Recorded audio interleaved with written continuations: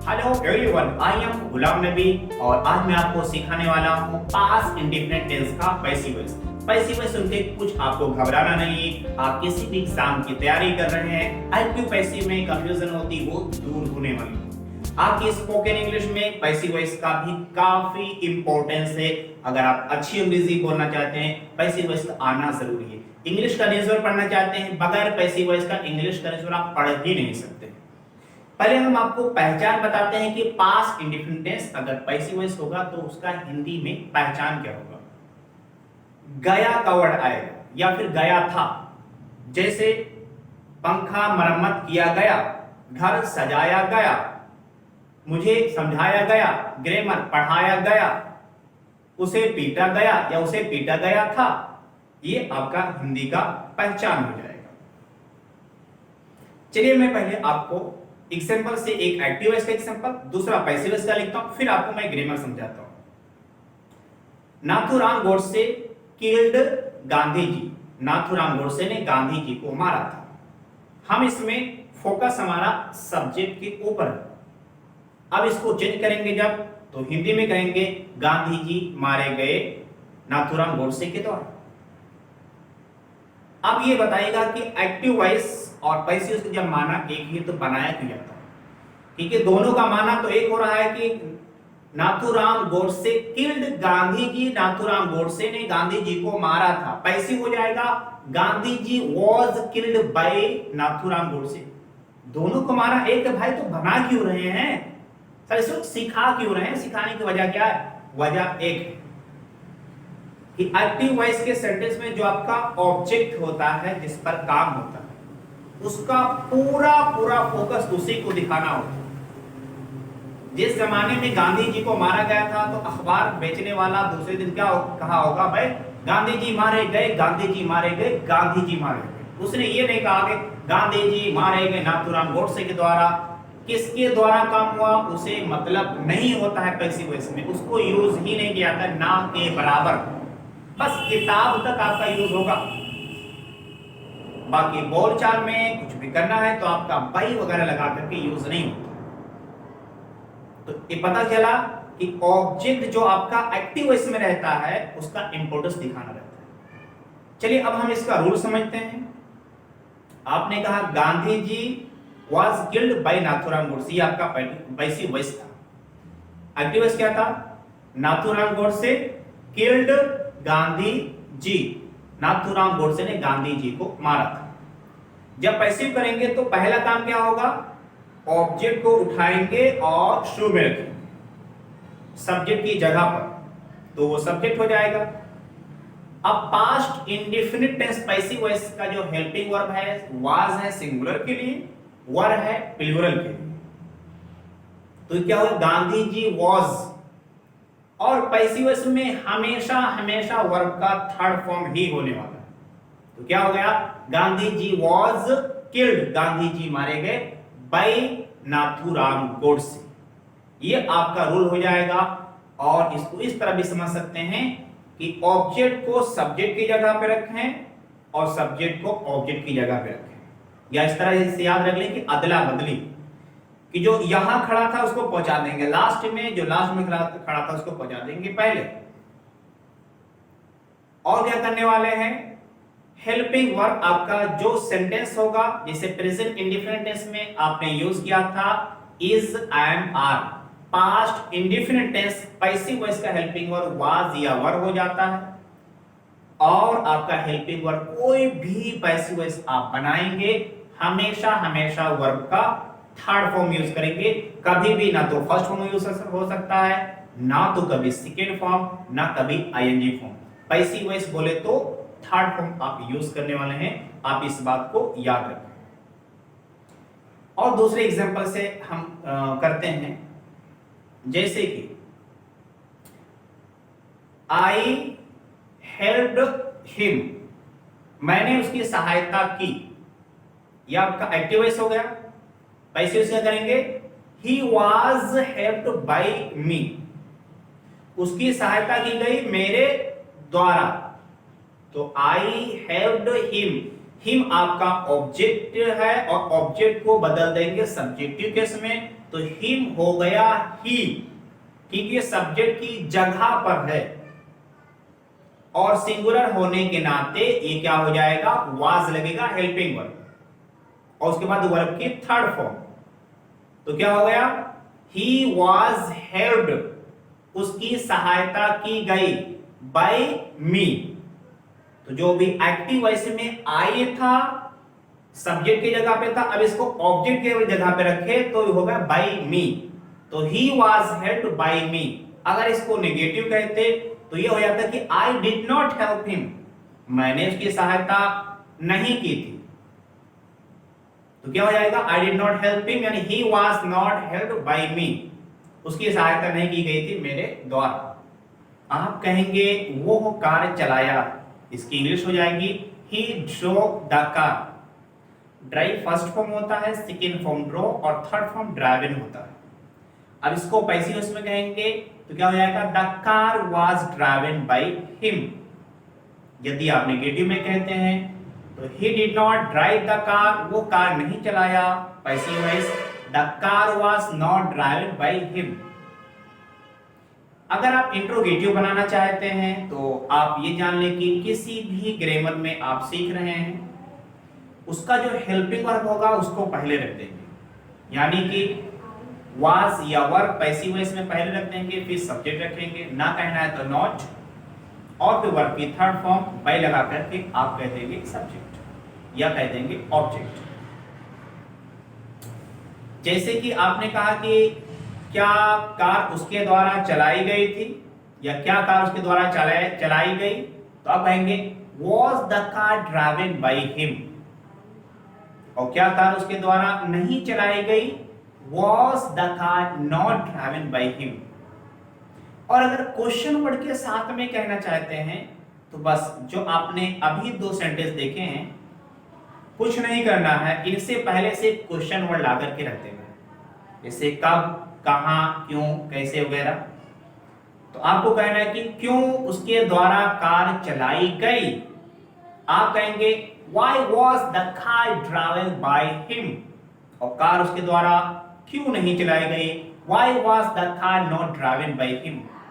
दोस्तों मैं सिर्फ बाय लगा करके आपको समझा रहा हूं क्योंकि किताब में आप पढ़ते हैं बाय लगा करके, स्पीकिंग में ऐसा नहीं होता है, बाय लगाने की जरूरत ही नहीं होती है, क्योंकि हम पैसिव बनाते ही इसी वजह से हैं, इस सब्जेक्ट को यानी एजेंट को हमको नहीं दिखाना रहता।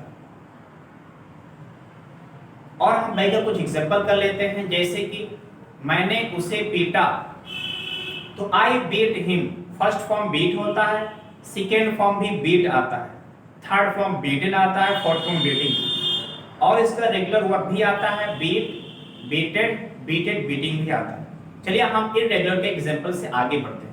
मैंने उसे पीटा, इंग्लिश इसका पैसिव वॉइस हो जाएगा, एक्टिव वॉइस आप पहले बना लेते हैं फिर पैसिव चलते हैं। क्या हो जाएगा, आई बीट हिम, मैंने उसे पीटा, और वो पीटा गया मेरे द्वारा, he was beaten by me. I beat them, मैंने उन्हें पीटा, पैसिव क्या हो जाएगा, दे वर बीटन बाय मी, क्योंकि आई बीट देम मैंने कहा, दे आपका जो ऑब्जेक्टिव केस है सब्जेक्ट की जगह पे जाएगा, तो जब सब्जेक्ट बनेगा तो ये दे हो जाएगा। अब दे प्लूरल है तो आप वर लगाएंगे और वर के बाद में थर्ड फॉर्म यूज करेंगे, तो दे वर बीटन, वे पीटे गए थे बाय मी, मेरे द्वारा। यदि मैं ये कहूं कि आई बीट यू, मैंने तुम्हें पीटा था, क्या भूल गए, तो पैसिव वॉइस हो जाएगा, you are beaten by me, तुम मेरे द्वारा पीटे गए। और I did not beat you, मैंने आपको नहीं पीटा था, तो you are not beaten by me. दोस्तों इस तरह तो किताबी तौर से हो जाता है, चलिए जो हमारे डेली लाइफ में जिस तरह से यूज होता है उस तरह से। कब मैं घर पे गया और मैंने कुछ गलती की, मैं घर पे पहुंचा और पापा ने सवाल किया, मैं इसका जवाब नहीं दे पाया, तो कहा कल मैं डांटा गया, क्या हो जाएगा, आई वॉज स्कॉल्डेड यस्टरडे। बस आप दुकान पे गए थे सुबह में पंखा लेने के लिए, लेकिन पंखा रिपेयर नहीं किया गया था, पापा ने कहा कि क्या हुआ, तुम दुकान पे गए थे लेकिन पंखा लेकर के नहीं आए, तो आपने क्या कहा, पापा पंखा रिपेयर नहीं किया गया या नहीं किया गया था, तो क्या कहते हैं? The fan was not repaired. ये आप इस तरह कहते हैं कि the fan was not repaired by the shopkeeper, दुकानदार के द्वारा, क्योंकि वो चीज अंडरस्टूड है, आपको द्वारा लगाने की जरूरत नहीं। अगर मैंने कहा कि कल पैसिव वॉइस ग्रामर पढ़ाया गया था, तो इंग्लिश हो जाएगा passive voice grammar was taught yesterday. अब आप ये बताइए कि हम आप क्लास में पढ़ने के लिए जाते हैं, कौन सर पढ़ाते हैं, हम सबको पता है, तो क्या हमको कहने की जरूरत थी कि passive voice grammar was taught by Ghulam Nabi sir? बिल्कुल नहीं। तो वो चीज अंडरस्टूड होती है। हमने कहा कि मेरी तारीफ की गई थी, आई वॉज अप्रिशिएटेड, मेरी तारीफ की गई, और उस पार्टी में मुझे इंसल्ट किया गया था। अब मैं दोबारा पार्टी में नहीं जाऊंगा, मुझे इंसल्ट किया गया, आई वॉज इंसल्टेड दिया, मुझे वहां इंसल्ट किया गया, लेकिन तुम्हें इंसल्ट नहीं किया गया था। But you were not insulted, लेकिन तुम्हें इंसल्ट नहीं किया गया था।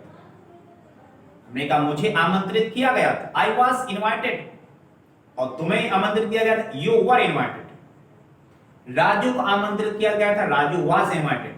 हम आमंत्रित किए गए थे, वी वर इनवाइटेड। अगर हमारी आपकी बात चल रही है कि इनवाइट करने वाला कौन है, तो वहां पर क्या कहने की जरूरत है कि वी वर इनवाइटेड बाय, लगाने की जरूरत नहीं, कोई जरूरत नहीं।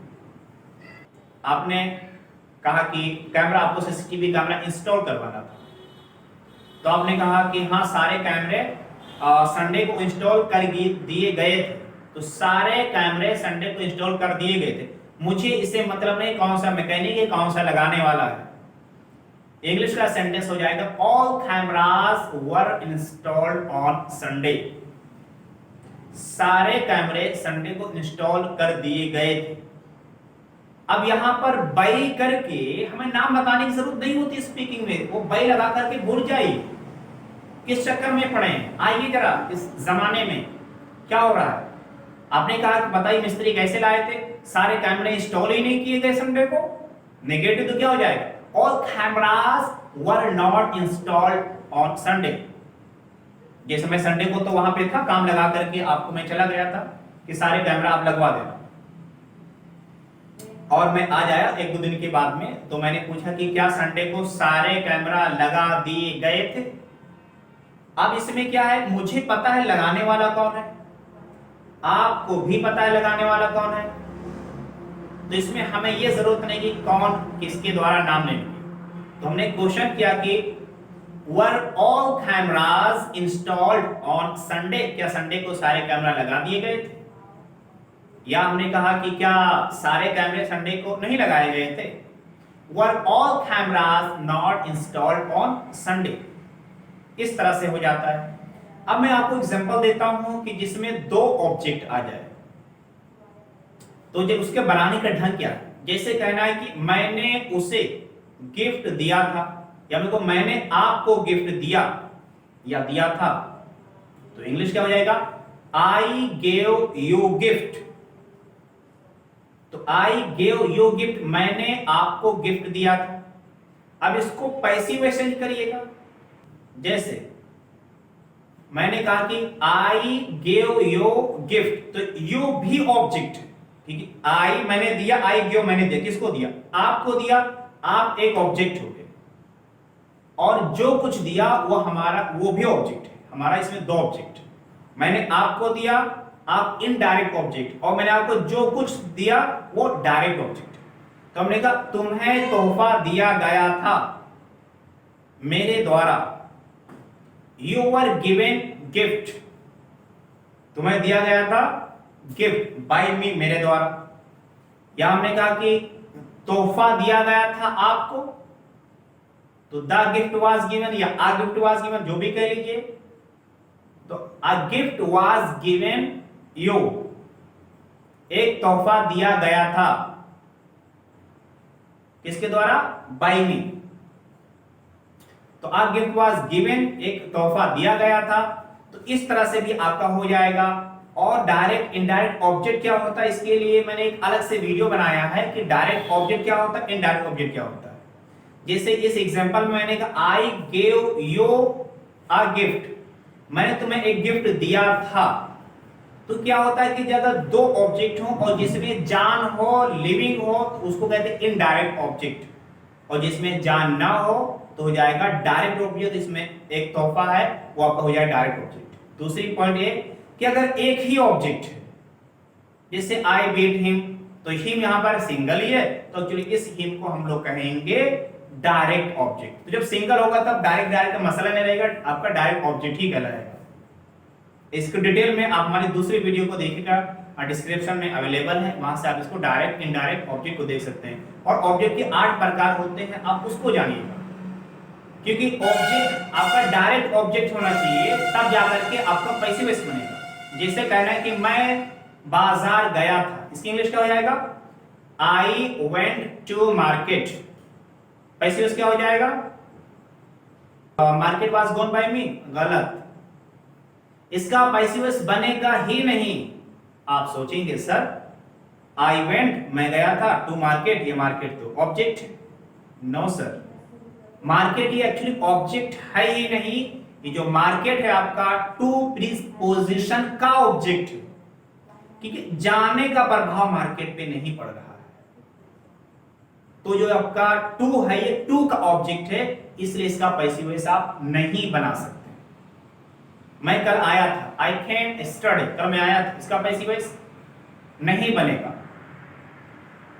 मैं दिल्ली में रहा, आई लिव्ड इन दिल्ली, उसका पैसिव वॉइस नहीं बनेगा। पैसिव वॉइस होने के लिए आपके पास में डायरेक्ट ऑब्जेक्ट का होना जरूरी है। ओके गाइस, तो मुझे उम्मीद है कि ये चीज क्लियर हो रही है। अगले वीडियो में और मैं आपको दूसरी पॉइंट भी आपको क्लियर करूंगा कि ऑब्जेक्ट को पहचानते कैसे। इस तरह से हम इसको पॉइंट क्लियर कर पा रहे थे कि पैसिव वॉइस में डायरेक्ट हमें सेंटेंस कहने की जरूरत होती है। जैसे मुझे बीटा गया था, आई वाज बीटन, मुझे डांटा गया था, आई वाज स्कॉल्डेड, मुझे पढ़ाया गया था, आई वाज टॉट, मुझे नहीं पढ़ाया गया था, आई वाज नॉट टॉट। आप कितने सेंटेंस जितना चाहे उतना कह सकते हैं। लास्ट में मैं आपको बता दूं कि एक सेंटेंस को 6 तरीके से कैसे बनाते हैं। जैसे कहना है उसे वो डांटा गया, ही वाज स्कॉल्डेड। अब किसके द्वारा ये छोड़ दीजिएगा। अब कहना है तो he was scolded by Raju, by him, by her, by them, जो होगा वो कह लेंगे, उससे मसला नहीं है। तो ही वाज स्कॉल्डेड, वो डांटा गया। ही वाज नॉट स्कॉल्डेड, वो नहीं डांटा गया। वाज ही स्कॉल्डेड, क्या वो डांटा गया? वाज ही नॉट स्कॉल्डेड, क्या वो नहीं डांटा गया? वो क्यों डांटा गया? व्हाई वाज ही स्कॉल्डेड, और वो क्यों नहीं डांटा गया? Why was he not scolded. अगर आप पे एक से अधिक लोग होंगे कि दे वर स्कॉल्डेड, उन्हें डांट पड़ी थी, या दे वर पनिश्ड, उन्हें सजा दी गई, और उन्हें सजा नहीं देगी, दे वर नॉट पनिश्ड, ये आपका नेगेटिव में हो जाएगा। क्या उन्हें सजा दी गई? वर दे पनिश्ड, ये आपका इंट्रोगेटिव में हो जाएगा। क्या उन्हें सजा नहीं देगी? Were they not punished, interrogative negative हो जाएगा। उन्हें सजा क्यों दी गई? व्हाई वर दे पनिश्ड, और उन्हें सजा क्यों नहीं दी गई? Why were they not punished, ये आपका इंट्रोगेटिव नेगेटिव क्वेश्चन वर्ड हो जाएगा। इस तरह से पैसिव वॉइस बहुत आसान है आपका, एक्टिव वॉइस से कहीं आपका ज्यादा आसान होने वाला है। इसको प्रैक्टिस करके देखिएगा, थोड़ा ध्यान दीजिएगा, आपके लिए बहुत आसान हो जाने वाला है। मैं और अगली वीडियो लाऊंगा जिसमें मैं एक्टिव को पैसिव वॉइस में, पैसिव को एक्टिव किस तरह चेंज करते हैं अगर किसी एग्जाम की तैयारी कर रहे हैं, वो वीडियो लाऊंगा। उसके और आगे लाऊंगा जिसमें सिर्फ स्पोकन के लिए स्पेशली फायदा हो सके। सबका बहुत बहुत थैंक यू देखने के लिए, आपने अपना कीमती समय दिया। So for this I want to thank from bottom of my heart. Goodbye everyone.